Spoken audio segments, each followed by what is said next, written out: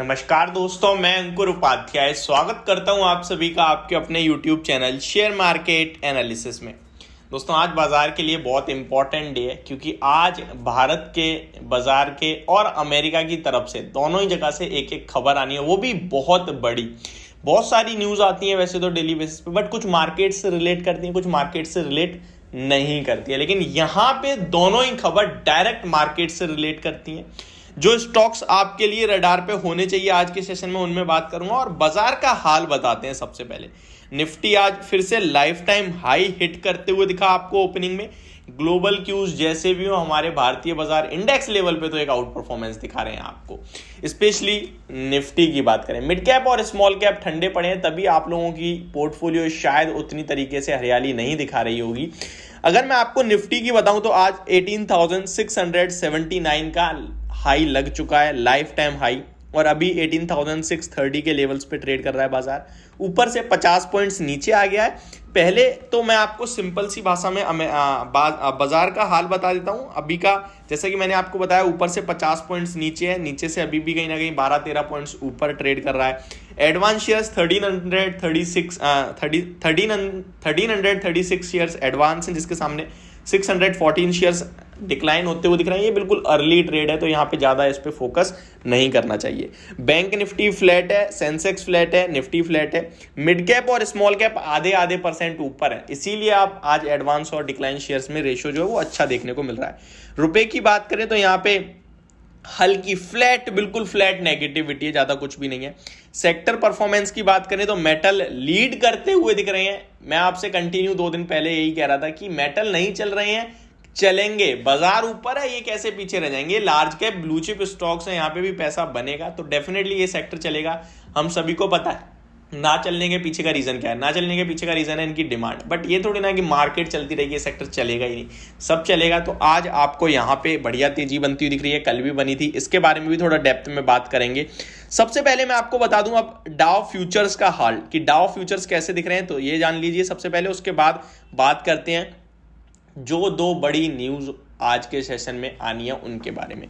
तो Dow futures 42 points plus trade करते हुए दिख रहे हैं। अब मैं आपको सबसे पहले बता रहा हूं, भारतीय बाजार के हिसाब से आज के सेशन में जो इंपॉर्टेंट है सबसे ज्यादा, वो है हमारे Q2 के जीडीपी के नंबर्स आएंगे। यानी कि ये सबसे इंपॉर्टेंट होने वाला है। जैसे ही आएंगे आप सभी के साथ शेयर करूंगा। इससे बाजार कहीं ना कहीं डेफिनेटली इंपैक्ट करेगा।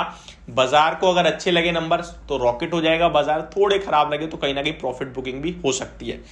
अगर आप ध्यान से देखें तो मार्केट थोड़ा सा ऐसा लग रहा है कि हाँ, अब मुझे एक डिप देनी चाहिए, एक प्रॉफिट बुक करवाना चाहिए। यहां से 150 से 200 पॉइंट्स की गिरावट होनी चाहिए, क्योंकि इंडेक्स लेवल पे बाजार अभी अच्छा तो दिख रहा है, बट उतनी तेजी अब पकड़ नहीं पा रहा, बिल्कुल सुस्त बाजार है। अदरवाइज निफ्टी हाइस पे ट्रेड कर रहा है, कुछ मूवमेंट ही नहीं है मार्केट में। उस दिन डाउ जोन्स 500 पॉइंट नीचे गिरे, हम लोग पॉजिटिव थे, अच्छे बंद हुए। ये अपने आप में स्ट्रेंथ शो कर रहा है, बट एक प्रॉफिट बुकिंग मुझे लगता है आनी चाहिए 150 से 200 पॉइंट्स की, जो मार्केट को थोड़ा बूम देगा। यानी कि मौके मिलेंगे खरीदारी करने के, और फिर बाजार आपके लिए कहीं ना कहीं ऊपर आता हुआ दिख सकता है। तो ये तो अभी मेरा व्यू बन रहा है मार्केट को लेकर। यहाँ पे फ्रेश एंट्री मेरे हिसाब से आपको थोड़ा सा अवॉइड करनी चाहिए, ठीक है। अब आते हैं स्टॉक स्पेसिफिक।